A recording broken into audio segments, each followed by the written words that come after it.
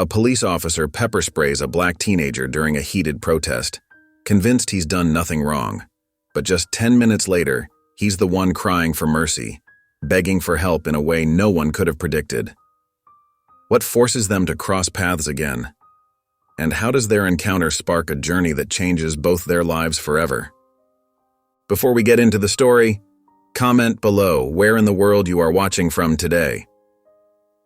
Jake Malone stood rigid at his post, his weathered hands clasped tightly around his belt. The summer heat pressed down on the busy street as protest chants filled the air. After 15 years on the force, scenes like this made his jaw clench. Beside him, Officer Daniels shifted uncomfortably, watching the growing crowd. "Keep your eyes sharp," Jake muttered, scanning the sea of faces and protest signs. The neighborhood buzzed with energy, not all of it peaceful in his experience. Through the crowd, he spotted a familiar face that made his stomach tighten. Will Taylor, a local teenager he'd heard mentioned in gang reports, was gathering younger kids around him. Jake's eyes narrowed as he watched Will speaking to them, his hands moving in calm gestures. "Look at that," Jake said to Daniels, nodding toward Will. "Taylor's probably recruiting right under our noses." But Will's actual words carried across the street. "Stay together. Stay peaceful.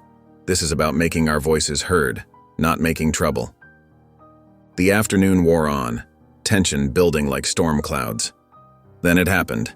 A heated argument broke out between protesters and officers at the barrier. Jake's muscles tensed as he saw Will moving toward the commotion. "Hey, Taylor!" Jake barked, stepping forward. "Back away from the line." Will turned, hands raised. "Officer, I'm trying to help keep things calm." "Sure you are." Jake cut him off, years of cynicism hardening his voice. "I know your type. You're just waiting to stir things up." "That's not true," Will protested, frustration clear in his young face.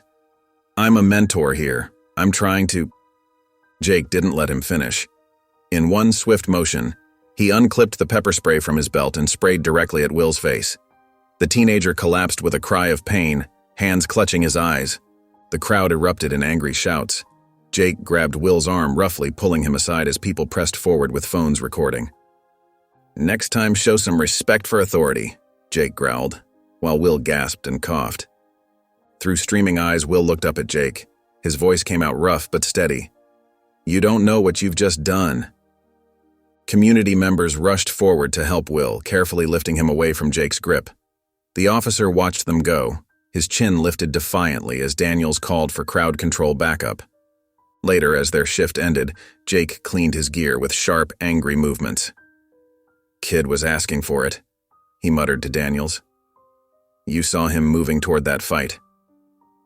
But as he stored his equipment, Will's warning echoed in his mind. Jake pushed the thought away. He was the law here. He'd done nothing wrong.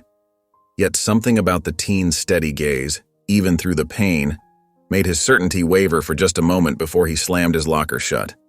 Jake's hands trembled slightly as he turned his key in the front door lock. The evening air felt heavy, matching the weight in his chest that he couldn't quite shake.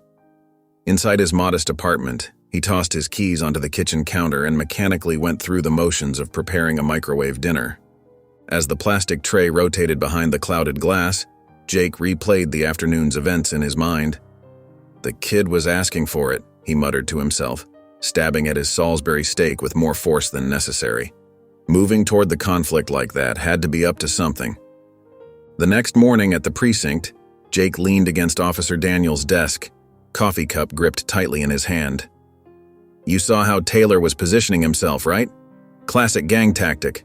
Pretend to help while stirring up trouble." Daniels shuffled papers on his desk, not meeting Jake's eyes. "If you say so," he replied quietly, his discomfort evident in his rigid posture. Across town at Metro General Hospital, Will lay on starched sheets, his face burning with residual pain. The doctor's gentle hands examined his eyes as Will tried to control his breathing through waves of stinging agony. "Try to keep still," the doctor instructed softly. "The irrigation process will help flush out the remaining irritants." Will's thoughts raced despite his attempts to stay calm. This wasn't the first time he'd witnessed or experienced police harassment, but the personal violation felt raw and immediate. A nurse entered the room, speaking in hushed tones. "We've contacted your father, Judge Taylor. He's on his way." Later that evening, as Jake settled in front of his TV with a beer, his phone rang. The number showed as blocked. Against his better judgment, he answered. "Officer Malone?" The voice was deliberately distorted, impossible to identify. "You messed with the wrong kid." The line went dead before Jake could respond. His heart pounding, Jake set down his beer and powered up his laptop. His fingers flew across the keyboard as he searched for information about Will Taylor. The results made his stomach drop. Articles about academic achievements, community leadership programs, and multiple photos of Will standing proudly next to his father, the Honorable Judge Dan Taylor. Jake's throat went dry as he clicked through news stories featuring the judge's reputation for tough sentencing and zero tolerance for police misconduct. The implications of his actions began to sink in as he stared at a recent photo of father and son at a law enforcement reform conference. In his parked patrol car outside the precinct, Jake's hands shook as he flipped through Judge Taylor's case files. Each page revealed another reason for concern: the judge's stellar reputation, his influence in the department's oversight committee, his dedication to accountability and law enforcement. Meanwhile, Will rested in his hospital bed, his eyes still sensitive but slowly improving. The sterile room felt confining, but his mind was clear and focused. His father's worried face appeared in the doorway, and Will straightened his shoulders, determined to handle this situation with the dignity and purpose his father had always taught him. The morning sun filtered through Will's bedroom window, casting warm rays across his face as he stirred awake. His eyes still burned, and he blinked several times, adjusting to the light. The events from yesterday played through his mind like a bad movie he couldn't shut off. Sitting up slowly, Will made his way to the window seat, his favorite spot to think. The city sprawled before him, already alive with morning traffic and pedestrians going about their day. His reflection in the glass showed red-rimmed eyes, a stark reminder of Officer Malone's actions. The sound of footsteps in the hallway drew his attention as his father appeared in the doorway, carrying a tray with breakfast. "How are you feeling, son?" Dan asked, setting the tray down on Will's desk. The concern in his voice was unmistakable. "I'm okay, Dad, just sore," Will replied, managing a small smile that didn't quite reach his eyes. Dan pulled up Will's desk chair, his expression serious. "Tell me exactly what happened yesterday. I need to know everything." Will shifted uncomfortably. "Dad, you've got enough on your plate with the Morrison case. This isn't worth—" "Will," Dan interrupted, his voice firm but gentle. "This is absolutely worth my time." "Please," Will said, meeting his father's eyes. "Let me handle this my way. I don't want this becoming another headline that pulls you away from your work." Throughout the day, kids from the neighborhood filtered in and out of the Taylor home. Marcus, a 12-year-old Will had been mentoring, sat cross-legged on Will's bedroom floor, his eyes wide with concern. "We were all scared when we saw what happened," Marcus said, fidgeting with his shoelaces. "That officer had no right." Will leaned forward in his chair. "Sometimes people act out of fear or ignorance, Marcus. What matters is how we respond. We can't let anger control us." The words felt hollow in Will's mouth, even as he spoke them. Inside, his own anger simmered, not just for himself, but for every person who'd ever faced similar treatment. More kids arrived, each sharing their version of events, looking to Will for guidance and reassurance. In his home office, Dan Taylor scrolled through his computer screen, his expression growing darker with each video he watched. Amateur footage from multiple angles showed the incident in vivid detail. Will clearly trying to maintain peace, Officer Malone's aggressive response, the chaos that followed. Comments beneath the videos expressed outrage, though thankfully, no one had identified Will yet. The hospital report lay open on his desk. Patient presence with chemical conjunctivitis due to pepper spray exposure. Dan's fingers drummed against his desk as he watched the footage again. His son's cry of pain echoed through his computer speakers and his jaw tightened. Despite Will's wishes, Dan knew this wasn't something he could simply let go. He stared at the freeze frame of Officer Malone's face, clearly visible in the video. His fingers hovered over his keyboard as he contemplated his next move. The weight of his position, as both a father and a judge, pressed heavily on his shoulders as he watched the video replay one more time. Jake sat at his desk in the precinct, shuffling papers and trying to look busy. His hands trembled slightly as he reached for his coffee mug. The usual buzz of the office felt different today, loaded with whispers and sideways glances. "Hey, Malone," Officer Daniels called from across the room. "You seen this?" He held up his phone, showing yet another social media post about the protest incident. Jake's stomach churned. "Just another day on the job," he muttered, but his voice lacked conviction. Across town at Rosie's Diner, Judge Dan Taylor stirred his coffee while waiting for Captain Laura Bennett. The bell above the door chimed, and Laura walked in, her police uniform crisp despite the late afternoon heat. "Dan," she said warmly, sliding into the booth. "It's been too long." Dan didn't waste time on pleasantries. "Laura, I need information about an Officer Jake Malone." Laura's smile faded. "The protest incident?" When Dan nodded, she sighed. "I saw the video. That was Will?" "My son was trying to help keep the peace," Dan said, his voice tight with controlled anger. "Instead, he got pepper sprayed for his troubles." Laura pulled out a small notebook. "Look, Dan, I can check into Malone's record, but you know how these things go. Officers protect their own." "I'm not asking for favors, Laura, just the truth." Back at the precinct, Jake noticed a news van parked across the street. His palms grew sweaty as he watched a reporter setting up equipment. "You should lay low for a while," Daniels advised, appearing at his desk. "This thing isn't going away." Later that evening, Laura called Dan with her findings. 6 complaints of excessive force in the past 3 years, she reported. All swept under the rug. "The system's broken, Dan." Dan sat in his home office, making calls to old colleagues and civil rights attorneys. Each conversation strengthened his resolve. He wouldn't let this incident become another statistic. The sun was setting when Jake left work, ducking past the reporter who called out, "Officer, can you comment on the protest incident?" His heart raced as he hurried to his car. The news was playing in his apartment when he got home, showing the viral video yet again.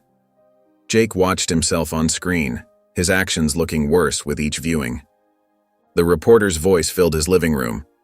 "Sources say an internal investigation may be pending regarding an officer's conduct during last week's protest." Dan Taylor sat at his kitchen table as the first rays of sunlight filtered through the window. His coffee had grown cold, untouched as he stared at his phone. The events of the past few days weighed heavily on his mind, the image of his son's pain-stricken face haunting his thoughts. He picked up his phone, scrolling through his contacts until he found Officer Mike Peterson's number. They'd known each other for 15 years, working together on numerous cases. Dan's finger hovered over the call button for a moment before pressing it. "Mike, sorry to call so early," Dan said, his voice carrying the weight of sleepless nights. "Dan, everything all right?" Mike's voice was thick with concern. Dan rubbed his temples, choosing his words carefully. "I need a favor, Mike. It's about my son. There was an incident at the protest yesterday. An officer used pepper spray on him. I need to know who was patrolling that area."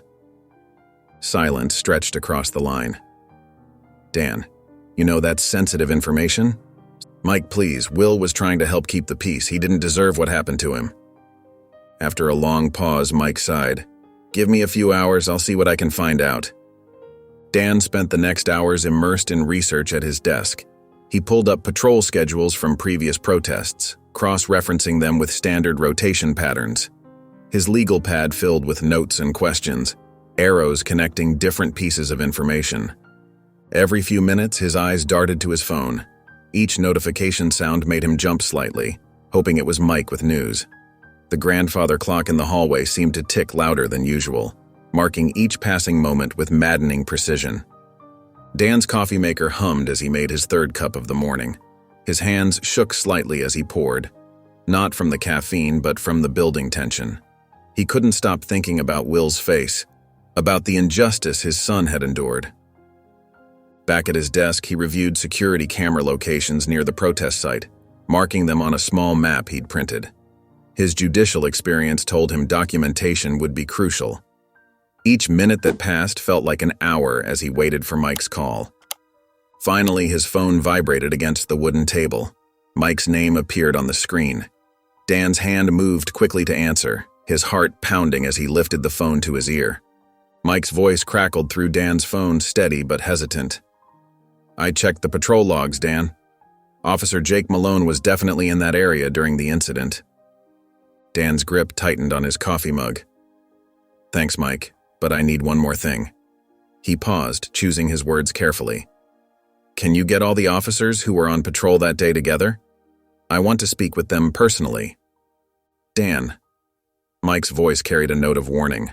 "That's asking a lot. You know how protective the force can be. I need to look them in the eyes, Mike. I need to see who reacts when I show them what happened to my son." Dan's voice remained calm, but determination burned in his eyes. Mike let out a heavy sigh. "This could backfire, you know that, right? These officers might close ranks." "I understand the risks," Dan replied, "but I have to try." After a long pause, Mike agreed. "Give me a couple hours. I'll set it up at the precinct." Dan spent the next hour in his study, methodically preparing for the confrontation. He pulled out a recent photograph of Will from his desk drawer, one taken just last week at a community center event. Will's bright smile and confident pose made Dan's heart ache, knowing how that same young man had been treated so unjustly. He gathered his materials with practiced precision, arranging them in his briefcase, the hospital report, witness statements he'd collected, and Will's photograph. Each item felt heavy with purpose as he placed it inside. His phone buzzed with a text from Mike. "Meeting set for 2 p.m., conference room B." Dan checked his watch. Just enough time to get there. He straightened his tie in the hallway mirror, noting how his usually warm brown eyes had hardened with resolve. The drive to the precinct seemed longer than usual, each traffic light giving him time to rehearse what he would say. The police station loomed ahead, its brick facade familiar from his years as a judge, yet somehow more imposing today. Dan parked his car and sat for a moment, hands still on the steering wheel.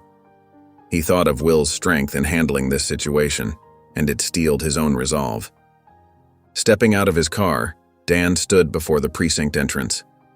The afternoon sun cast his shadow long across the concrete steps. He adjusted his grip on his briefcase, feeling the weight of everything inside, not just the physical evidence, but the weight of seeking justice for his son.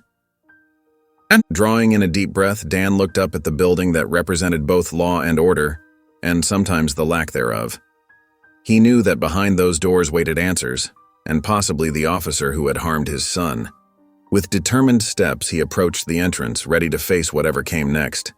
The fluorescent lights hummed overhead in the precinct's meeting room, as a cluster of officers gathered around a long table. Jake stood among them, trying to appear casual while chatting with his colleagues. His heart skipped a beat when Judge Dan Taylor walked in, followed by Officer Mike. "Thank you all for coming," Mike announced, his voice carrying authority across the room. "Judge Taylor has some questions regarding an incident at yesterday's protest." Dan's expression remained neutral as he surveyed the room. He pulled out a chair and sat down, placing a manila folder on the table. "I appreciate you taking the time," he began, his voice steady and measured.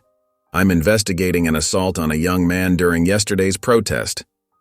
One by one, Dan called the officers forward. He held up a recent photo of Will, showing his son's bright smile and kind eyes. "Do you recognize this young man?" he asked each officer. "No, sir," came the repeated responses. Some officers barely glanced at the photo, while others studied it carefully before shaking their heads. Jake's palms grew sweaty as he watched the process. When his turn came, he forced himself to step forward, fighting to keep his expression neutral. Dan held up Will's photo, and Jake felt his stomach twist. "Officer Malone, do you recognize this young man?" Jake's mouth went dry. He opened his mouth to respond, but the words caught in his throat. A bead of sweat trickled down his temple, and he quickly wiped it away. "No," he managed, his voice slightly hoarse. "I don't recognize him." Dan noticed how Jake's eyes darted away from the photograph, how his fingers fidgeted with the hem of his uniform shirt. The officer's face had gone pale, and a muscle twitched in his jaw. These subtle tells spoke volumes to Dan's experienced eye. "Are you certain?" Dan pressed, his tone remaining professional despite the anger simmering beneath the surface. Jake swallowed hard. "Yes, sir. I'm certain." He couldn't meet Dan's steady gaze, his eyes fixed on a point just over the judge's shoulder. Dan carefully returned the photo to his folder, his movements deliberate and controlled. "Thank you all for your cooperation," he said, rising from his chair. The other officers began to disperse, but Jake remained rooted to the spot, dabbing at his forehead with his sleeve. Mike escorted Dan to the door while Jake slumped into a nearby chair, his composure crumbling as beads of sweat continued to roll down his face. Dan's footsteps echoed through the precinct's hallway as he approached the exit. The day's tension still weighed heavily on his shoulders, but at least he had confirmation of his suspicions. Just as his hand reached for the door handle, a familiar voice caught his attention. "I don't know what to do," Jake's whispered words carried through the quiet corridor. He was here, showing everyone that kid's picture. Dan froze mid-step, his legal instincts kicking in as he carefully positioned himself behind a tall filing cabinet. From this vantage point, he could hear every word while remaining hidden from view. "You don't understand," Jake continued, his voice trembling. "This isn't just some random complaint. I almost got caught today. The judge, he knows something. I could see it in his eyes." Dan's jaw clenched as he listened. The sound of Jake's nervous pacing filled the hallway, accompanied by the soft squeak of his boots on the polished floor. "My whole career could be over if this gets out." Jake's voice cracked with fear. 20 years on the force, all of it gone because of one stupid decision at that protest. And now a judge is involved? Dan's hands balled into fists at his sides. The mixture of emotions, vindication at hearing the confession and fury at Jake's self-centered concern, made his heart pound. He took slow, controlled breaths, forcing himself to remain still and silent. "Look, I gotta go," Jake muttered hurriedly into the phone. "Someone might hear. Just let me figure this out, okay?" The sound of Jake ending the call echoed in the quiet hallway, followed by a heavy sigh that carried the weight of his guilty conscience. Dan stood motionless, processing every word he'd just heard. This wasn't just circumstantial evidence anymore. Jake had practically confessed his guilt, and his fear of consequences revealed just how aware he was of his wrongdoing. Each nervous word Jake had spoken would serve as another piece in the puzzle Dan was carefully assembling. With deliberate care, Dan waited until Jake's footsteps faded away before emerging from his hiding spot. The sunlight streaming through the precinct's glass doors beckoned him forward. His expression was stone cold, his posture rigid with purpose as he pushed through the doors and stepped into the bright afternoon light. Dan sat in his dimly lit living room, the soft glow of a single lamp casting long shadows across the walls. His fingers drummed against the armrest of his leather chair as he replayed his confrontation with Jake at the precinct. The officer's stumbling words and shifty eyes painted a clear picture of deception. "Something's not right," Dan muttered to himself, running a hand through his graying hair. The stack of papers on his coffee table contained everything he'd gathered so far: witness statements, the hospital report from Will's injury, and notes from his own investigation. But it was Jake's nervous behavior that kept nagging at him. Memories began surfacing of past encounters with Jake at community events. There was that time at the police department fundraiser when Jake had barely acknowledged the black business owners who'd contributed, and the way he'd tensed up during diversity training sessions, making dismissive comments under his breath. Dan pulled out his laptop and opened Jake's social media profiles. At first glance, everything seemed normal.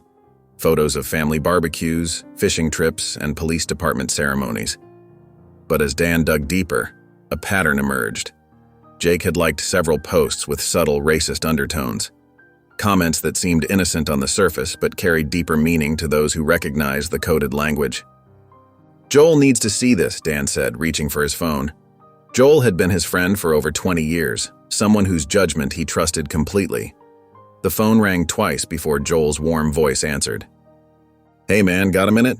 Dan asked, his voice tight with concern. "For you? Always," Joel replied. "What's on your mind?" Dan leaned back in his chair, choosing his words carefully. Remember that officer I mentioned? Jake Malone? I've been doing some digging, and something feels off. Way off. Talk to me, Joel said, his tone growing serious. It's like little things I should have noticed before. The way he acts around people of color, comments he's made. And now with what happened to Will... Dan's voice trailed off. I need to be sure, though. I need concrete proof before I can do anything about it. Joel was quiet for a moment. Listen, Dan, I know you want justice for Will, but you need to be careful here. Going after a cop, especially if you're right about his prejudices, that's dangerous territory. I know, Dan said, staring at the evidence spread before him. But I can't let this go. Not when I know in my gut there's more to this story. What do you need from me? Joel asked. Dan straightened in his chair, determination filling his voice. I need your help. I need to know for sure. Joel paused, then replied with a quiet resolve. All right, I'm in. The morning sun cast long shadows across the quiet suburban street as Jake began his daily walk, earbuds firmly in place. His athletic shoes hit the pavement in a steady rhythm as music drowned out the world around him. He seemed relaxed, his guard completely down as he moved through his familiar routine. A block away, Joel stood casually at the corner, pretending to check his phone. He wore a plain blue t-shirt and jeans, nothing that would draw attention. His heart beat faster as Jake approached, but his face remained neutral. In a nearby parking spot, Dan sat in his silver sedan, phone ready to record. His hands felt clammy against the device as he watched the scene unfold. The moment arrived quickly. As Jake rounded the corner, Joel took a few steps forward, timing his movement perfectly to create what appeared to be an accidental collision. Their shoulders brushed, and Joel immediately raised his hands apologetically. Sorry, man, Joel said, his voice steady and polite. Didn't see you there. Jake yanked his earbuds out, his face contorting with sudden rage. Watch where you're going, he snarled. Then, as if a dam had broken, racial slurs poured from his mouth. You people are always getting in the way. Think you own the whole sidewalk? Joel maintained his composure, though his jaw tightened slightly. I said I was sorry, sir. No need for that kind of language. This only seemed to enrage Jake further. Don't tell me what kind of language to use. He stepped closer to Joel, jabbing a finger toward his chest. Go back to your own neighborhood. From his car, Dan's knuckles whitened around his phone as he captured every word, every gesture. His chest felt tight with anger, but he forced himself to remain still and keep the camera steady. Several passers-by had stopped to stare, their expressions a mix of shock and disgust at Jake's outburst. Jake continued his tirade, each word more venomous than the last, until he finally stormed off, muttering racial epithets under his breath. Joel waited until Jake was well out of sight before walking back to Dan's car. He slipped into the passenger seat, his calm exterior finally cracking to reveal the hurt beneath. Did you get all that? Joel asked, his voice slightly strained. Dan nodded grimly, holding up his phone. Every word. Dan and Joel sat in the parked car, the morning sun casting long shadows through the windshield. Dan's hands trembled slightly as he held up his phone, replaying the shocking footage they'd just captured. The sound of Jake's hateful words filled the small space, making Joel wince and turn away from the screen. I can't believe he just... Joel's voice trailed off, his usual confidence replaced by a quiet hurt that made Dan's chest tighten. Dan's knuckles whitened as he gripped the steering wheel, though his face remained composed. A storm brewed beneath the surface. Joel, I'm so sorry.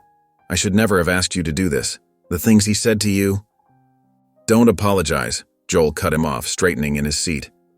His eyes met Dan's, filled with determination despite the pain lingering there. We needed proof, and now we have it. That man has no business wearing a badge, Dan. How many others has he treated this way? How many kids like Will? Dan nodded slowly, letting out a heavy breath. You're right. We can't let him continue abusing his power like this. He glanced at his phone again, the damning evidence clear and undeniable. I'll make sure this reaches the right people. The police commissioner, internal affairs, the media if necessary. There might be backlash, Joel warned. though his tone made it clear he supported the decision.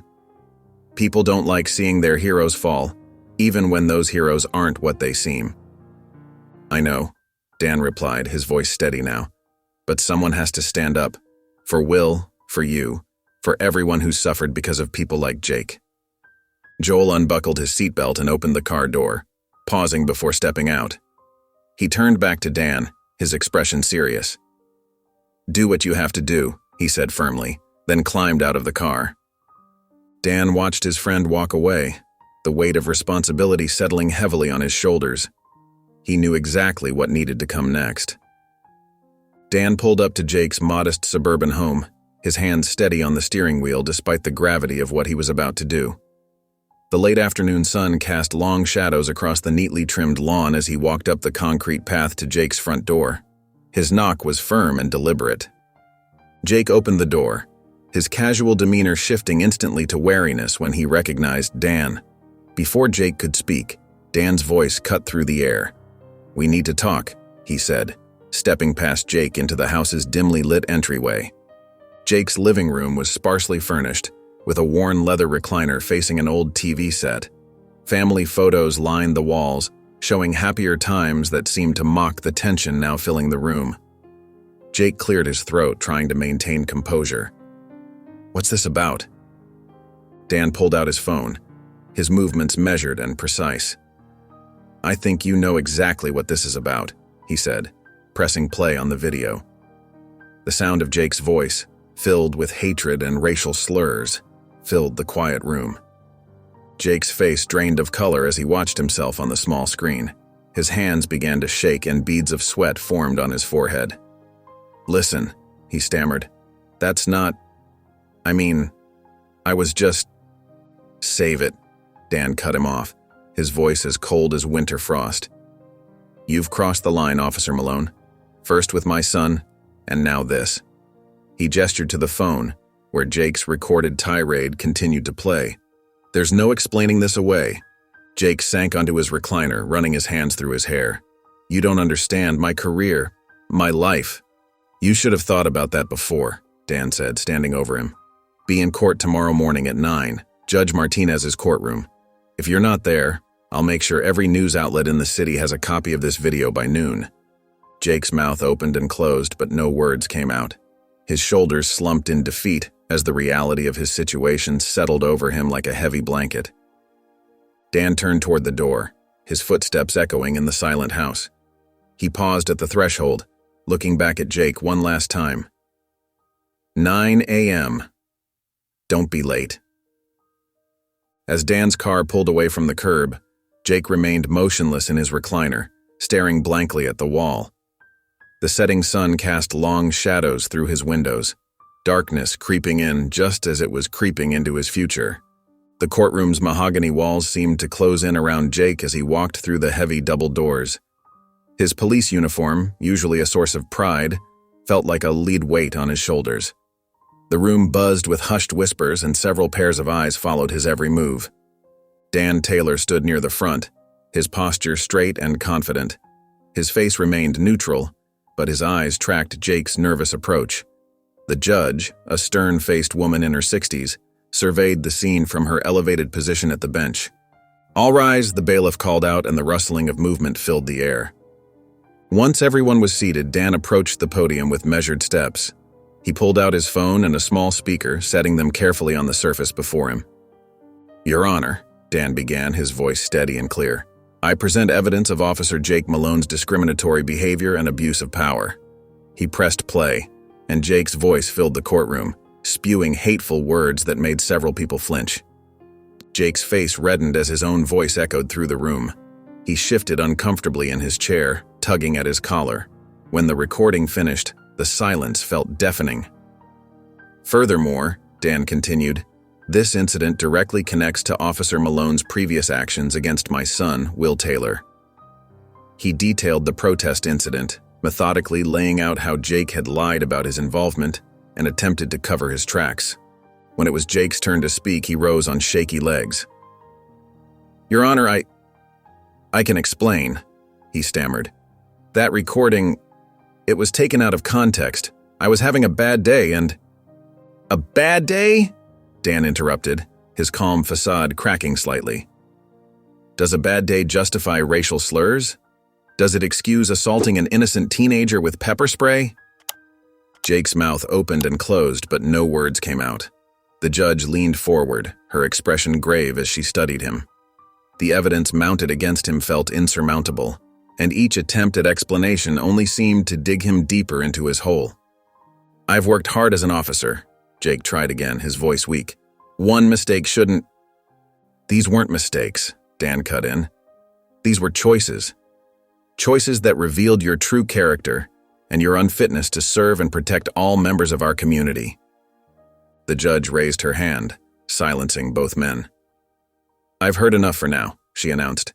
We'll take a brief recess while I review the evidence presented. She stood, and everyone in the courtroom followed suit. As she left the bench, Jake slumped in his chair, the fight draining from his body. Dan remained standing, his shoulders square, and his head held high. The path to justice, though difficult, was finally clear before them. Jake stood before Judge Dan in the courtroom, his hands trembling slightly at his sides. The usual confidence that carried him through his police duties had evaporated, leaving him exposed and vulnerable. His voice quivered as he spoke. Your Honor, I know what I did was wrong, Jake said, his eyes fixed on the floor. My actions were inexcusable, and I let my prejudices cloud my judgment. Judge Dan sat behind his bench, his expression neutral but his eyes sharp and assessing. He watched as Jake struggled to find the right words, noting how different this man looked from the aggressive officer in the video evidence. I've spent nights thinking about what I did, Jake continued, his voice barely above a whisper. I'm ashamed of my behavior, both toward your son and toward Joel. I'm begging for a chance to make things right. Judge Dan leaned forward, folding his hands on the bench. Years of experience had taught him to read people, to separate genuine remorse from convenient apologies. Something in Jake's demeanor spoke of real shame, of a man facing his own ugly truths for the first time. After a long moment of consideration, Judge Dan spoke. Officer Malone, I believe punishment without opportunity for growth serves no one. He paused, reaching for a document on his desk. I'm familiar with Precinct 43. It's known for its exceptional community engagement and diverse leadership. I think you could learn valuable lessons there. Jake's head snapped up, hope and fear warring in his expression. You mean, you'll be reassigned effective immediately, Judge Dan continued. You'll work under Captain Marcus Johnson. His team has consistently demonstrated the highest standards of professional conduct and community policing. Jake swallowed hard, nodding quickly. Thank you, Your Honor. I understand this is more than I deserve. Let me be clear, Officer Malone. Judge Dan's voice hardened slightly. This is not a free pass. This is your one chance at redemption. I'm choosing not to report your conduct to your superiors. But if you fail to demonstrate real change, if you squander this opportunity, the consequences will be severe and permanent. I understand completely, Your Honor, Jake replied, his voice steadier now despite the anxiety evident in his posture. I won't let you down. Judge Dan handed him the assignment papers. See that you don't. Jake accepted the documents with trembling fingers, glancing at the precinct address. The reality of what lay ahead began to sink in, and a mix of relief and apprehension washed over his features. He stood there for a moment, clutching the papers that represented both his second chance and his greatest challenge. You're dismissed, Officer Malone, Judge Dan said firmly. And Jake nodded once more and turned toward the courtroom doors, his footsteps echoing in the quiet chamber. The assignment paper felt heavy in his hands, each step taking him closer to an uncertain future. Jake stood in front of the precinct's glass doors, his heart pounding against his chest. Through the transparent panels, he could see officers moving about their daily routines, most of them black, just as Judge Dan had mentioned. His palm felt sweaty as he gripped the door handle. Inside, the precinct buzzed with activity. Phones rang, keyboards clicked, and conversations flowed freely among the officers. Jake felt like an outsider, hyper-aware of every glance thrown his way. The front desk sergeant, a middle-aged black woman with kind eyes, looked up from her computer. "Officer Malone?" she asked, her voice professional but reserved. "Captain Williams is expecting you." Jake nodded stiffly, following her directions to the captain's office. As he walked through the bullpen, he noticed the easy familiarity between the officers, sharing jokes, discussing cases, helping each other with paperwork. It wasn't the cold, hostile environment he'd imagined. After a brief meeting with Captain Williams, Jake was introduced to his new partner, Malik Johnson. Malik was tall and carried himself with quiet confidence. His handshake was firm, his expression neutral. "Welcome aboard," Malik said, though his tone held a hint of reservation. "Let me show you around." Throughout the morning, Jake trailed behind Malik, taking in the precinct's layout. Every introduction felt slightly awkward, with officers offering polite but distant greetings. Jake caught snippets of whispered conversations that died down as he passed. During lunch break, Jake sat alone at his desk, watching the other officers gather in small groups. Their laughter echoed through the room as they shared stories and food. Malik sat with 3 other officers, occasionally glancing in Jake's direction. "Hey, new guy," one officer called out. "Want some of these wings? Marcus always brings too many." Jake hesitated, his instinct to decline warring with his need to fit in. "I'm good," he mumbled, turning back to his sandwich. As the day progressed, Jake observed the precise, professional way his new colleagues handled their duties. They worked seamlessly together, supporting each other through difficult calls and celebrating small victories. Their dedication was obvious, challenging Jake's long-held assumptions. When Malik and Jake responded to their first call together, the tension between them was palpable. Their communication was minimal, strictly professional. Jake found himself studying Malik's approach to the situation, calm, methodical, and effective. Back at his car after his shift ended, Jake slumped in the driver's seat. The day had been exhausting, not physically, but emotionally. He watched through the windshield as Malik left the building with 2 other officers, their easy companionship evident in their body language. For the first time, Jake felt a flicker of doubt about his old beliefs. The reality of what he'd witnessed today didn't match the prejudices he'd carried for so long. Sitting alone in his car, that realization made him deeply uncomfortable. Jake and Malik cruised through their patrol route, the morning sun warming their squad car. The silence between them felt less awkward than it had during their first days together. Jake cleared his throat, attempting small talk. "Nice weather today," he offered, glancing at Malik. "Yeah, perfect for the block party this weekend. My kids are excited about it," Malik replied, keeping his eyes on the road. Jake nodded, surprised by how easily Malik shared personal details. "You have kids?" "2, boy and girl, 9 and 7. Malik smiled proudly. "They're handful, but they're my world." Their conversation was interrupted by a call about a disturbance at a local convenience store. As they approached the scene, Jake noticed how Malik's demeanor shifted, alert, but calm. Inside, they found 2 teenagers arguing with the store owner. "I got this," Malik said quietly, approaching the group with measured steps. Jake watched as his partner diffused the situation with practiced ease, speaking to both parties with respect and patience. Within minutes, the teenagers apologized and the store owner nodded in satisfaction. Back in the car, Jake couldn't help but admire Malik's handling of the situation. "That was impressive," he admitted. "You made it look easy." "It's about treating everyone with dignity," Malik explained. "When people feel heard, they're more likely to listen." Later that week, Jake received an invitation to Officer Thompson's promotion celebration. He hesitated at first, but something pushed him to attend. Walking into the precinct's break room, he found it transformed with streamers and a modest spread of food. "Hey Jake, grab a plate," Officer Williams called out, waving him over. The warmth in his voice seemed genuine. Jake filled his plate and found himself drawn into conversations about everything from sports to family recipes. Officer Thompson's wife had made her famous sweet potato pie, and everyone insisted Jake try a piece. "Man, this is incredible," Jake said after his first bite, earning knowing nods from his colleagues. "Wait till you try our peach cobbler," Malik chimed in, patting Jake's shoulder. "That's what we save for special occasions."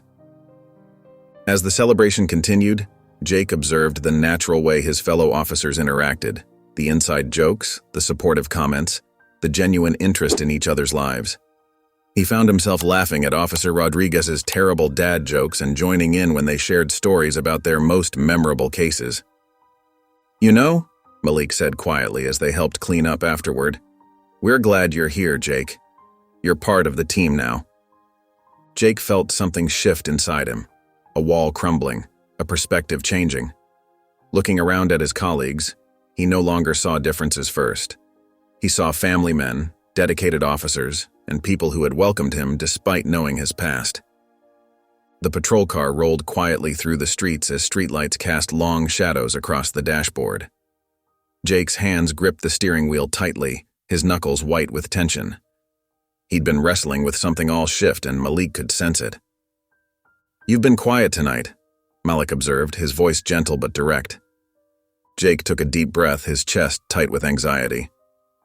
"I need to tell you something," he said, his voice barely above a whisper. "Something I'm not proud of." Malik turned slightly in his seat, giving Jake his full attention. Jake's words came slowly at first, then tumbled out in a rush as he described his actions against Will and Joel. His voice cracked with emotion as he recounted using pepper spray on Will and hurling racial slurs at Joel. "I was so wrong," Jake admitted, shame evident in every word. "I let my prejudices control me. I hurt innocent people because of assumptions I made based on nothing but hate." Malik remained silent for a moment, processing Jake's confession. Then he spoke, his voice measured and thoughtful. "Let me tell you something, Jake. Last month I was off duty, shopping at a convenience store. A woman clutched her purse when I walked by. The clerk followed me around the store." He paused, letting the words sink in. "This uniform doesn't protect me from that. Sometimes it makes it worse." Jake listened intently as Malik shared more stories, being pulled over in his own neighborhood, receiving suspicious glances while responding to calls, the constant need to prove himself worthy of respect. "The difference is," Malik continued, "I can't take this uniform off and escape it. This is my reality every day." Jake felt the weight of Malik's words settle deep in his chest. "How do you deal with it?" he asked quietly. "By staying strong, staying professional, and working to change minds, one person at a time," Malik replied. He reached into his bag and pulled out a book. "Here. This helped me understand the bigger picture. Maybe it'll help you too." Jake accepted the book on systemic racism, running his fingers over the cover. Later, in the precinct's locker room, he sat with the book open in his lap, absorbing the words with newfound understanding. The sound of footsteps made him look up as Malik passed by, offering a supportive pat on Jake's shoulder before heading out. Jake returned to the pages, determined to learn, to understand, to change.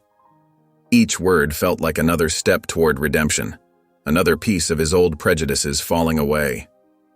Jake sat in his dimly lit living room, the phone trembling in his sweaty palm. The clock on the wall ticked loudly, each second feeling like an eternity. After several deep breaths, he dialed Judge Dan Taylor's number, his heart pounding against his ribs. "Hello?" Dan's voice was firm and professional. "Judge Taylor." Jake's voice wavered slightly. "This is Officer Malone. I'd like to request a meeting with Will." The silence that followed felt heavy. Jake could almost picture Dan's frown, his protective instincts kicking in.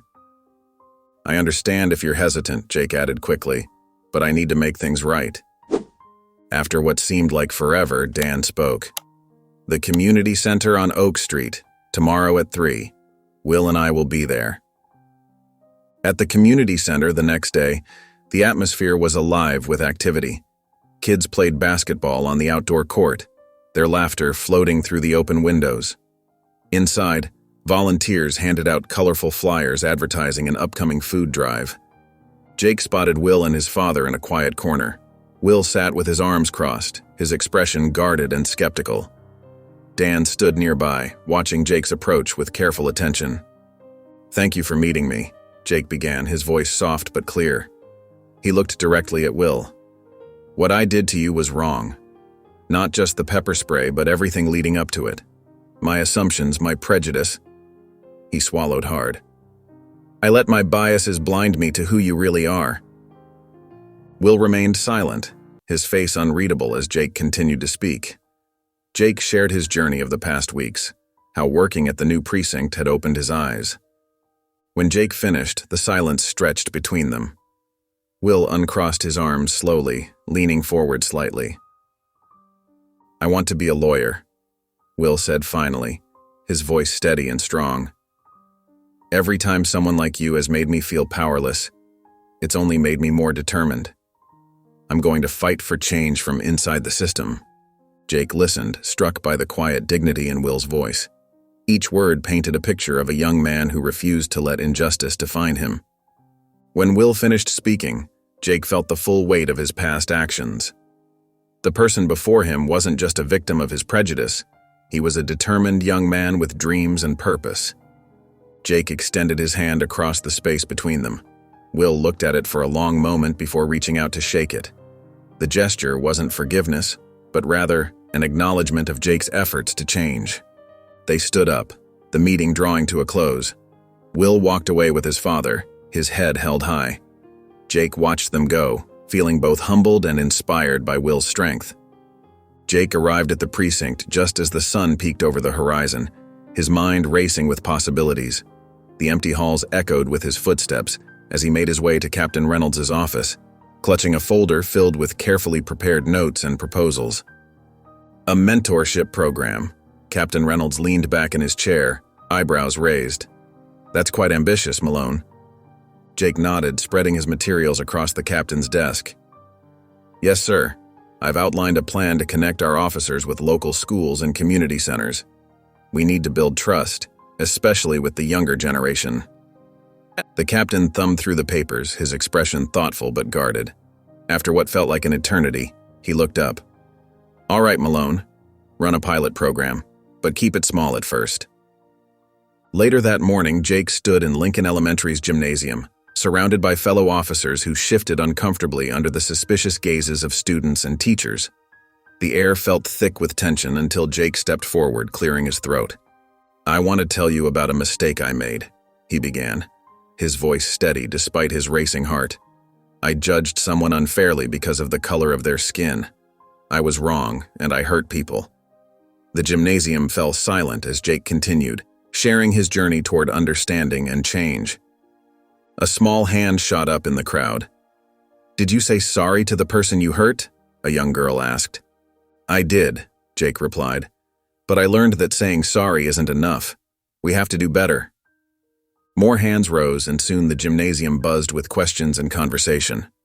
Officers who had been standing stiffly against the walls began to engage, sharing their own stories and listening to the children's concerns. As the weeks passed, Jake watched his small initiative grow. Officers who had initially declined to participate began volunteering for school visits.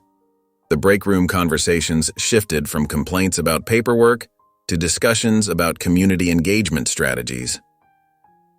One afternoon, Jake knocked on Malik's desk. Got a minute? I could use your perspective on something.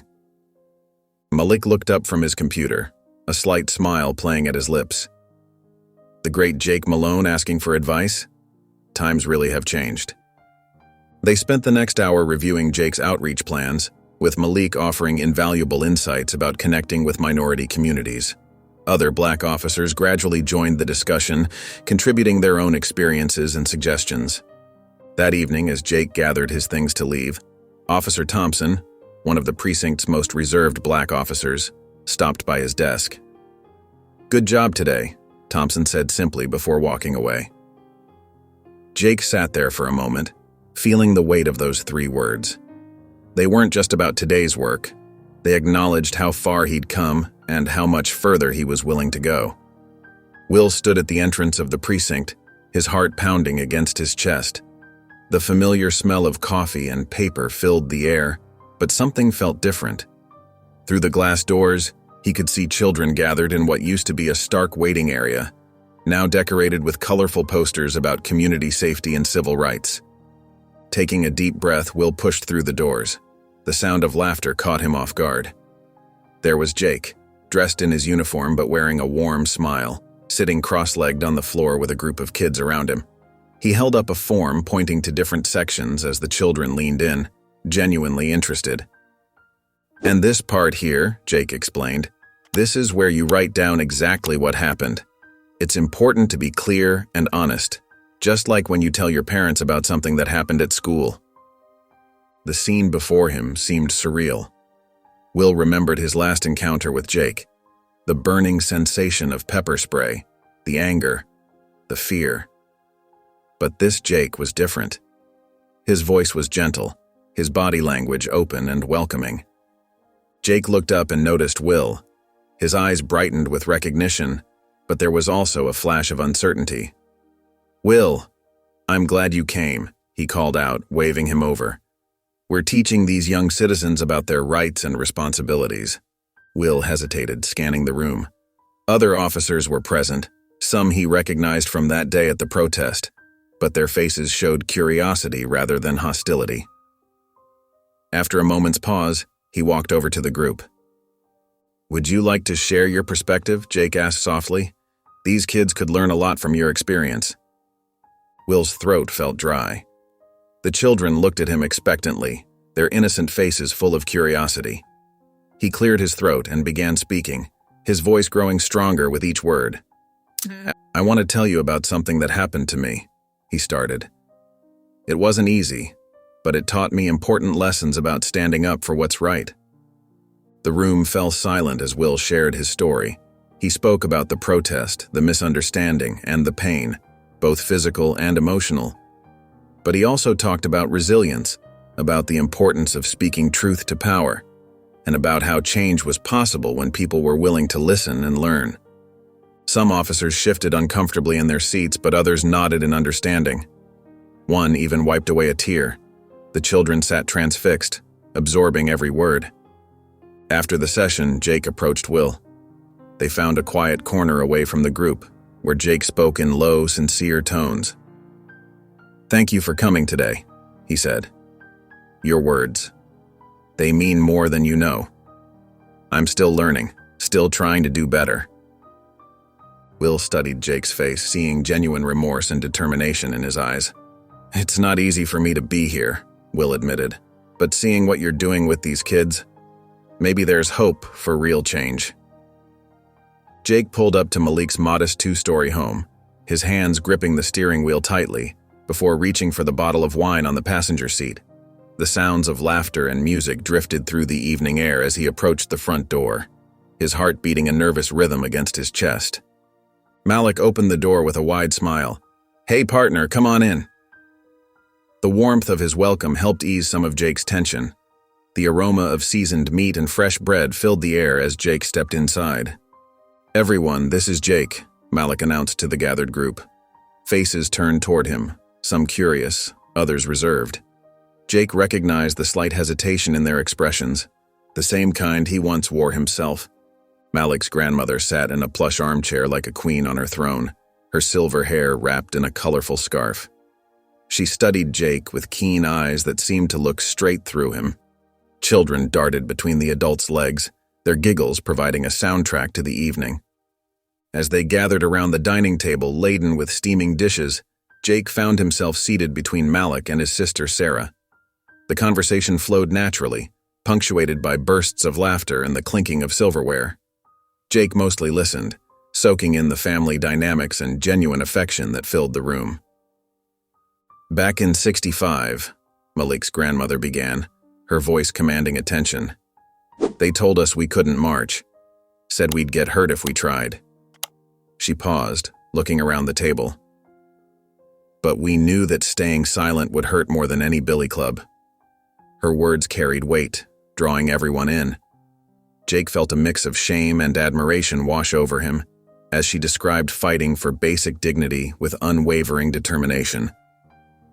During a lull in the conversation, Sarah turned to Jake. "What made you want to change?" she asked directly, her eyes searching his face. The room grew quieter, attention shifting to Jake. He set down his fork, taking a deep breath. "I was wrong," he said simply. "For years, I carried these These prejudices I didn't even realize I had. It took meeting people like your brother and a young man named Will to show me how blind I'd been." His voice grew steadier as he continued. "They could have written me off, but instead, they showed me a better way." The silence that followed felt heavy with understanding. Malik's grandmother nodded slowly, her eyes softening as she watched Jake. Others around the table exchanged glances, some offering small smiles of encouragement. As the evening progressed, Jake found himself relaxing into the warmth of the gathering. He joined in discussions about local sports teams, laughed at family stories, and even helped clear dishes despite protests from Malik's mother. The initial awkwardness had melted away, replaced by something that felt remarkably like belonging. When Jake gathered his keys to leave, Malik's grandmother rose from her chair and approached him. Her small frame carried an unmistakable dignity as she placed a weathered hand on his shoulder. "Forgiveness isn't given, it's earned," she said, her voice carrying years of wisdom. "But you're on the right path." Jake nodded, unable to find words adequate to respond. As he stepped out into the cool night air, her words echoed in his mind, along with the surprising feeling of acceptance he'd found within those walls. Judge Dan Taylor leaned back in his leather chair, the late afternoon sun casting long shadows across his mahogany desk. Before him lay a stack of letters and reports, each one telling a different part of Jake's story. His fingers traced the edges of the most recent letter, written by Sarah Martinez, a respected neighborhood leader. "Officer Malone has shown remarkable dedication to rebuilding trust," the letter read. "His work with local youth and his transparent discussions about past mistakes have made a real difference in our community." Dan closed his eyes, remembering his initial skepticism about Jake's capacity for change. The transformation seemed almost impossible back then, when anger and distrust clouded everyone's judgment. But here was proof, not just from Sarah, but from multiple sources across town. Pastor Williams had mentioned Jake's regular visits to community meetings. The high school principal praised his mentorship program. With renewed purpose, Dan reached for his phone and dialed the community center's number. "Hello, Maria. This is Judge Taylor. I'd like to reserve the main hall for next month." He paused, jotting down notes. "Yes, a town hall meeting about police reform. We'll need space for at least 200 people." Over the next hour, Dan crafted careful invitations to community leaders, activists, and concerned citizens. His hand hesitated over Jake's number. This invitation would be different, more personal, more crucial. He dialed, waiting through 3 rings before Jake answered. "Officer Malone," Dan began, his voice firm but encouraging. "I'm organizing a town hall on police reform. Given your recent work in the community, I believe your perspective would be valuable. Would you be willing to speak?" Jake's response came after a long pause, his voice tight with uncertainty. "Judge Taylor, I appreciate the invitation, but are you sure? Some people might not want to hear from me." "That's exactly why they need to," Dan replied. "Your journey matters, Jake. It shows that change is possible." As the event date approached, Dan watched tension build throughout the community. At the courthouse, he overheard heated debates about Jake's participation. Some praised the choice, citing his recent efforts. Others questioned whether he deserved a platform. The community center buzzed with nervous energy as people filed in. Dan observed from near the podium as the room filled. Community activists wearing their cause on t-shirts and buttons, elderly residents who'd seen decades of promised change, young people with hope and skepticism battling in their eyes. Jake sat in the front row, his hands clasped tightly in his lap, the weight of the moment visible in his shoulders. Dan stepped up to the microphone, ready to begin an evening that could either bridge divides or deepen them. The murmur of the crowd faded as he cleared his throat, all eyes turning to him with anticipation. "Welcome," he began, his voice steady and clear. "Tonight, we gathered to discuss one of the most pressing issues facing our community, the relationship between law enforcement and the citizens they serve." Jake stood at the front of the cramped meeting room, his heart pounding as he faced his fellow officers. The fluorescent lights buzzed overhead, casting harsh shadows across skeptical faces. He took a deep breath and launched into his proposal. We need to do better, Jake said, his voice steady despite his nerves. I'm suggesting mandatory sensitivity training and community mentorship programs. I know because I've been there, thinking my biases were justified, letting prejudice cloud my judgment. Murmurs rippled through the room. Officer Thompson snorted and crossed his arms. This some kind of joke? We don't need sensitivity training. We need support against these anti-police activists. The police chief, a stern woman with graying hair, raised her hand for silence. Let him finish, Thompson. Jake nodded gratefully and continued. I used to think like that too, but I was wrong. Dead wrong. And it nearly cost a young man his future because of my assumptions. The room grew quiet as Jake shared his story. The protest, Will Taylor, his own journey to awareness. Some officers shifted uncomfortably in their seats, while others listened with growing interest. A week later, the first sensitivity training session began. Jake watched as 30 officers filed into the community center's main hall, where chairs had been arranged in a circle. The tension was thick enough to cut with a knife. A young black man named Marcus took the floor, his hands trembling slightly as he described being pulled over and held at gunpoint during a routine traffic stop. I thought I was going to die, he said softly, all because my taillight was out. Officer Rivera, a veteran of 15 years, cleared his throat. I never thought about it that way before, he admitted. The fear we might cause even when we're just doing our jobs. The discussion that followed was raw and honest. Officers shared their perspectives while community members opened up about their experiences. Jake facilitated carefully, ensuring everyone felt heard while guiding the conversation toward understanding and solutions. Look, we're not here to point fingers, Jake explained as tensions rose during one particularly heated exchange. We're here to learn from each other. To do better. I'm living proof that change is possible. As the session progressed, the atmosphere began to shift. Officers who had arrived with crossed arms and closed minds started asking questions, engaging in genuine dialogue. The community members, initially guarded, began sharing more openly. By the end of the day, something had changed. It wasn't dramatic, no sudden epiphanies or tearful group hugs. But there was a new awareness in the room, a willingness to listen and learn that hadn't been there before. This is just the beginning, Jake told the group as they prepared to leave. But it's a start, and sometimes that's all we need. Jake pulled his car into the bustling community center parking lot, his heart beating a little faster than usual. Through the windshield, he could see Will sitting on a bench near the basketball courts, watching some kids play a pickup game. The autumn sun cast long shadows across the pavement as Jake stepped out of his vehicle. Thanks for meeting me, Jake said, approaching Will with measured steps. The younger man nodded, his expression neutral but not unwelcoming. What's on your mind? Will asked, making room on the bench. Jake took a deep breath, organizing his thoughts. I've been thinking about everything that's happened, about change, about making things right. And I had this idea. He paused, watching the basketball game. What if we created a mentorship program, something to help guide kids away from trouble, show them different paths? Will's eyebrows raised slightly. You and me? Working together? I know it sounds complicated, Jake admitted, but think about it. My experience in law enforcement combined with your passion for justice and connection to the community, we could make a real difference. Will stood up, pacing a few steps as he considered the proposal. The community might not understand at first.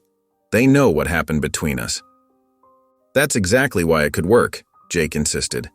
We show them that change is possible, that bridges can be built. They spent the next hour discussing possibilities, their initial awkwardness giving way to genuine enthusiasm. Will grabbed a notebook from his backpack, and they began sketching out ideas. Pathways to Justice, Will suggested suddenly. That could be the name. Jake nodded, feeling the rightness of it. Perfect. We could do workshops on legal rights, conflict resolution. Career guidance, Will added. Show them options they might not know exist. Together, they mapped out a basic framework. Will knew several community leaders who might support the initiative, while Jake could leverage his connections within law enforcement for resources and speakers. We should present this to the neighborhood council first, Will said. Get their backing before we move forward. Jake agreed, already mentally preparing for the skepticism they'd face. But looking at Will's determined expression, he felt confident they could overcome any obstacles. As they shook hands on their partnership, Jake felt a profound sense of purpose. Will's firm grip conveyed both caution and commitment, a perfect reflection of their unique alliance. The fluorescent lights of the community center buzzed overhead as Jake stood before a small crowd of teenagers and their parents. His palms felt sweaty, and he tugged at his collar, no longer wearing the familiar comfort of his police uniform. The room held a mix of expressions, some skeptical, others curious, all waiting to see what this unusual partnership between a former officer and a young activist would bring.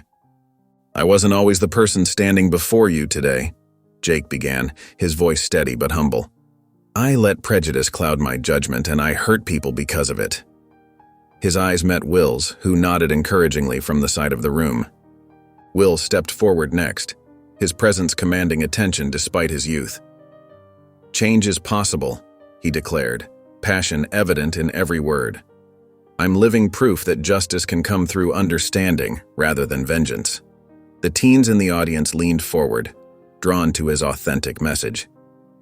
As months passed, the program blossomed beyond their initial hopes. Local coffee shops began providing free refreshments for workshops, while office supply stores donated notebooks and pens. The hardware store owner, Mr. Chen, offered his warehouse space for larger gatherings. Each gesture of support strengthened their mission. The workshops evolved to meet the community's needs. Jake led sessions on understanding legal rights, while Will focused on leadership development. Together, they created a safe space where teens could voice their frustrations and fears about law enforcement while working toward solutions. Marcus, a 16-year-old who had initially attended only because his mother insisted, became one of their most dedicated participants. "Before this program, I thought all cops were the enemy," he shared during a group discussion. "Now I see that change starts with understanding each other." The program's success caught the attention of neighboring precincts. Requests for workshops began pouring in from other communities facing similar challenges. Local businesses stepped up with transportation support, ensuring teens could attend regardless of where they lived. A small crew from Channel 5 News arrived one evening to document the impact of Pathways to Justice. They filmed as Jake and Will led a workshop on conflict resolution, capturing the genuine connection between mentors and students. The camera focused on the easy rapport between the unlikely partners, highlighting how their own story of reconciliation inspired others. As they wrapped up that evening's session, the reporter approached them. "What made you believe this partnership could work?" she asked, holding out her microphone. Jake and Will exchanged knowing looks, their journey from adversaries to allies speaking volumes about the power of second chances. The workshop buzzed with energy as participants filled the spacious community center. Sunlight streamed through tall windows, casting a warm glow over the diverse crowd gathered for today's session. Dan Taylor sat in the back row, his arms crossed and his expression carefully neutral as he watched Jake and Will at the front of the room. Jake stood confidently before the group, his demeanor worlds away from the rigid officer he'd once been. "Today we're going to practice something essential," he explained, gesturing to a volunteer. "We'll demonstrate how to handle conflicts without letting our biases take control." Will stood nearby, clipboard in hand, nodding encouragingly as Jake guided the volunteer through a role-playing scenario. The transformation in their dynamic was striking. Where there had once been fear and anger, now there was mutual respect and understanding. Two participants became heated during a discussion about racial profiling. Jake stepped in smoothly, his voice calm but firm. "Let's pause for a moment," he said. "Remember what we learned about listening to understand, not to respond." The tension dissolved as Jake skillfully guided them through the exercise, helping each person acknowledge the other's perspective. Dan leaned forward slightly, his skepticism giving way to curiosity. He watched as Jake handled each challenging moment with patience and wisdom. The officer's previous harshness had been replaced by genuine empathy. Even more surprising was Will's evident trust in Jake. His son's body language showed complete comfort around the man who had once attacked him. Throughout the session, Jake demonstrated technique after technique for building bridges between communities. His vulnerability when sharing his own past mistakes touched everyone in the room. The participants hung on his every word, their faces showing respect and admiration. As the workshop drew to a close, people gathered their belongings and headed toward the exit. Jake stood by the door, shaking hands and chatting warmly with attendees. Dan rose from his seat and made his way forward, his expression unreadable as he approached Jake. "You've come a long way," Dan said simply, extending his hand. "I respect that." Jake's eyes widened slightly in surprise, but he reached out and clasped Dan's hand firmly. The handshake represented more than just a polite gesture. It was acceptance, acknowledgement, and perhaps most importantly, redemption. A quiet pride filled Jake's chest as he recognized the significance of this moment. Jake stood near the refreshment table at the community center's annual charity fundraiser, a warm smile crossing his face as children darted past him playing tag. The same halls that once felt hostile now welcomed him like an old friend. Neighbors waved and called out greetings, some stopping to chat about upcoming program events or their children's progress in school. "Hey, Mr. Malone," a young boy named Marcus rushed up to him. "Mom said I got an A on my history test." Jake's eyes lit up. "That's fantastic, Marcus. I knew those study sessions would pay off." Across the room, Will commanded attention as he addressed a small gathering. His voice carried with confidence as he explained his journey to law school. "The experiences we shared in this community, especially through our mentorship program, showed me how much impact the law can have on people's lives." Jake listened proudly, remembering the angry young man Will had once been. Now, here he stood, passionate about justice, but driven by hope rather than hurt. During a quiet moment, Jake found himself reflecting on the profound changes in his life. The precinct felt different now, warmer, more connected to the community it served. His fellow officers regularly sought his advice on handling sensitive situations, and he developed genuine friendships with people he might never have known before. Will often dropped by Jake's office between classes, sharing stories about his law studies or seeking guidance on particularly challenging cases. Their weekly meetings had become a highlight for both of them, filled with deep discussions about ethics, justice, and personal growth. "You know," Will had told him during their last meeting, "studying constitutional law makes me think about how far we've come. Remember when you could barely look me in the eye?" Jake had chuckled, though the memory still brought a twinge of shame. "We've both grown a lot since then."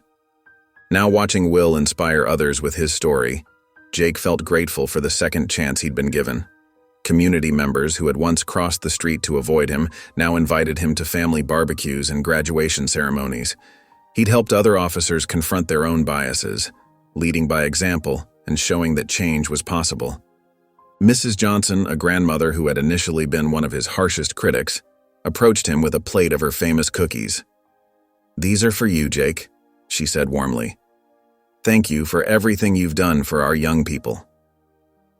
The gratitude in her eyes touched him deeply.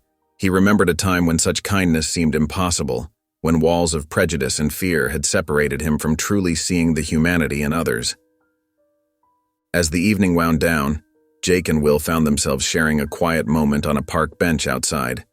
The city skyline glowed softly in the distance, a peaceful backdrop to their conversation. Jake turned to his young friend, pride and affection evident in his expression. "You're going to do great things," Jake said softly. "Don't ever forget why you started."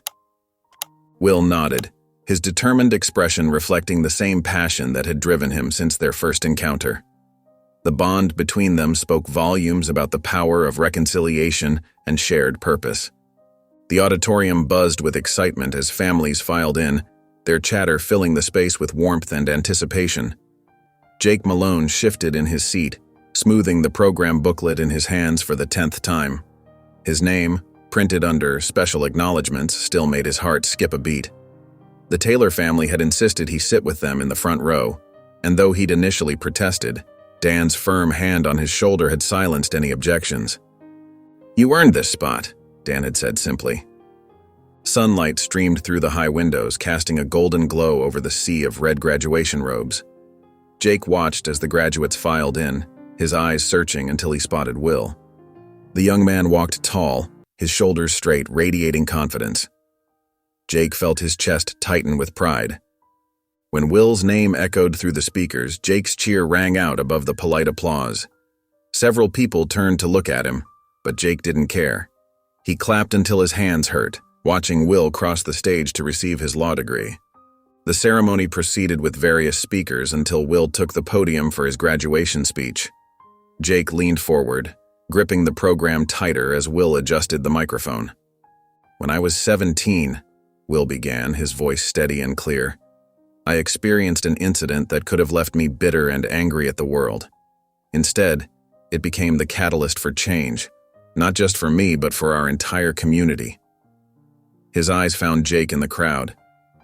"Officer Jake Malone taught me that transformation is possible when we open our hearts to understanding.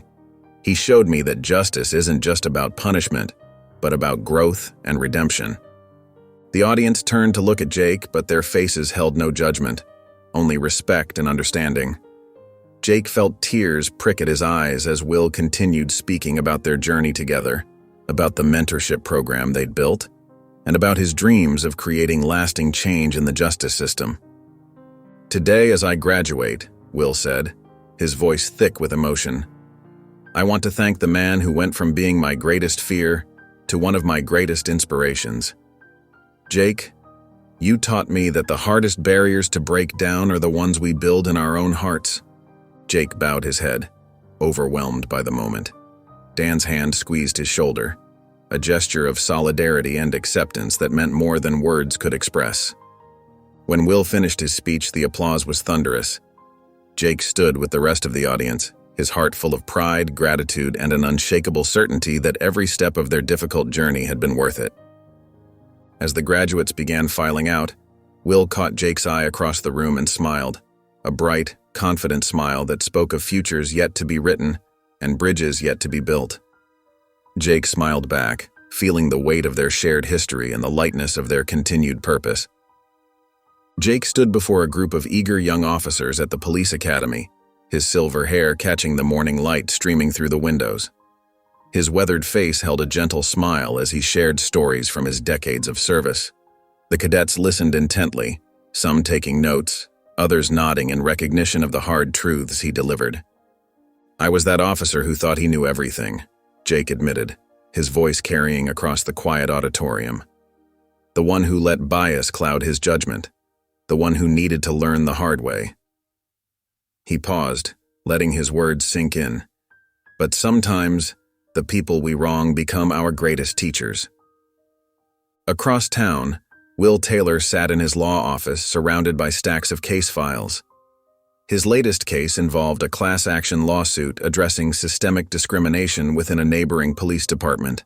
Pictures of community members affected by police misconduct covered his desk, their stories fueling his determination. He picked up his phone, reading a text from Jake about their upcoming workshop. Their joint initiative, Building Bridges, had grown beyond their wildest expectations. What started as local workshops had evolved into a nationwide movement. Police departments from across the country sought their guidance, eager to implement similar programs. Will's legal expertise combined with Jake's firsthand experience created a powerful formula for change. They met at their usual spot, a small conference room in the community center where their journey had begun. Jake's retirement badge sat next to Will's law degree on the wall, symbols of their shared commitment to justice. Together they reviewed presentation materials for their next workshop, their easy rapport evident in their comfortable silence and occasional shared glances. "Remember that first workshop?" Jake asked, shuffling through some papers. Half the room looked ready to walk out. Will nodded, adjusting his tie. "Now we have waiting lists 3 months long." He pulled up a spreadsheet on his laptop, showing Jake the latest statistics from their program. 17 cities have adopted our model.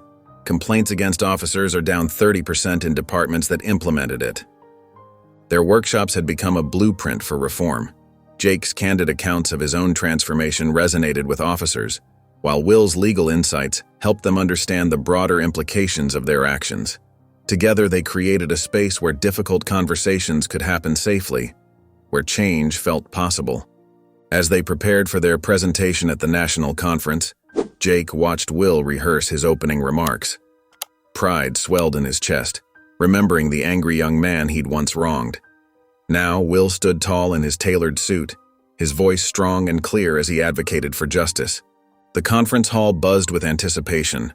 Police chiefs, community leaders, and activists filled the rows of seats. Jake and Will took their places at the podium, ready to share their story once again. Their presence together spoke volumes before they even began to speak. "Change starts with admitting we were wrong," Jake began, his voice steady. "It continues when we choose to do better." Will stepped forward, adding, "And it succeeds when we work together." The summer breeze carried the sound of laughter and music across the park as hundreds of community members gathered for the 10th anniversary of Pathways to Justice. Colorful banners stretched between trees proclaimed, "A decade of change," while children darted between clusters of chairs set up before a makeshift stage. Jake Malone stood at the edge of the platform, his silver hair catching the afternoon sun. His fingers nervously straightened his tie as he watched familiar faces fill the seats. Beside him, Will Taylor reviewed his notes one last time, his law degree pin gleaming on his lapel. "Ready?" Will asked, glancing at his former mentor. Jake nodded, stepping up to the microphone. The crowd fell silent as he cleared his throat. 10 years ago, he began, his voice steady despite his racing heart. "I was a different man, a man filled with prejudice and fear." He paused, his eyes scanning the audience. "But thanks to this community's willingness to give second chances, I learned what true justice means." As Jake spoke, several audience members nodded in recognition. Mrs. Johnson, whose son had been one of their first program participants, wiped away tears. Officer Rodriguez, now a senior instructor at the police academy, sat straighter in his chair. Will took the stage next, his presence commanding immediate attention. "What started as a small mentorship program has grown into something extraordinary," he declared. "We've seen former gang members become business owners, troubled teens transform into community leaders, and most importantly, we've witnessed the power of understanding bridge seemingly impossible divides." The audience burst into applause as Jake and Will shared stories of success. The young man who now ran youth basketball programs, the former troublemaker who had just graduated medical school, the police officer who had completely transformed his approach to community policing. One by one, community members stood to share their own experiences. Maria Gonzalez described how the program had helped her son avoid gang life. Officer Thompson spoke about overcoming his own biases through the program's training sessions. Each story added another thread to the tapestry of change they had woven together. As the sun began its descent, painting the sky in brilliant oranges and pinks, Jake and Will presented a special tribute to their early supporters, the business owners who had donated supplies, the teachers who had opened their classrooms, and the community leaders who had given them a chance when others wouldn't. The crowd rose for a standing ovation, their applause echoing across the park. Jake stood there, overwhelmed by the moment, his eyes misty with emotion. Will placed a steady hand on his shoulder, both men watching as their community celebrated a decade of transformation. If you enjoyed the story of Jake, I handpicked this next story that you will enjoy. Please don't miss this one. Click here to watch it.